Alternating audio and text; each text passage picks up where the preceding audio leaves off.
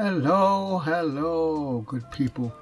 Wherever you are on this glorious world, I hope you're having a wonderful day. Today, I'm going to be talking about airspace. In this case in particular, I'm going to be talking about Class E airspace. Let me read this. I got some information off the internet. Let me read it to you. And I'm sure you can read right along with me. In Class G, hold on. In Class G, airspace is equivalent to usually 700. It should be feet right there. Let me get my stuff set up. Hold on. Notes. I want to make my thing a little bit thicker. Make it 7. It should be like 700 feet and 1,200 feet, and that's in AGL. For those drone brothers and sisters who's starting to study the for the FAA 107 test, AGL means above ground level. So in Class E airspace is usually 700 feet, or you can say 1,200 feet. Now I like the word or. I'm explaining what that means. The key to understanding Class G airspace is to first understand Class E airspace. So there's a relationship between Class G and a relationship between Class E. And hit a big part. In remote areas, Class G may go up to, but not including, 14,000 feet MSL, which mean mean sea level. And remote areas like a desert, Antarctic, places like that, where you know is a very, very low human population. So usually for us, we never have to worry about no 14,500 feet, especially in the city. Our key goal is focusing on either the 700 or the 1,200. Now I like that word or. I'm going to get into that. Class G may go up to, but not including, 14,000 feet MSL, which I just now read. In most places, Class G airspace starts at the surface. Okay, like I said here, like if you're in a city and a suburb, Class G usually a high percent of the time is going to start at the surface and goes up to, 700 feet or 1,200 feet AGL, where Class E starts. And we're going to get into that. The Class E where it starts at. So let me erase this. And I'm going to move on to our next little conversation. Oops. Sorry about that, good people. Get it back to where I had it. Let me erase it now. And erase it. Okay, here we go. As soon as I erase it, I'll move on to the next segment, which is a two-dimensional plane representing the airspace. So let me finish erasing this, and I'll move on. Okay, it looks like I'm done. Put it back to annotate. Hit the key. Bottom. Alright, so I'm worrying about this. Put it back on that. So let me move this over. Let me zoom in some more so you can see a little bit more better. Alright. Now, as you know, let me change this to a color that we can see easy. I'll change to a blue. We're worrying about Class E. Class E. And this is for the people who studying for the FAA 107 test. This is Class E right here. This is how Class E airspace will always look. It's a magenta covered line, and the magenta is like slowly fading, or it's almost like invisible. It's fading magenta colored line.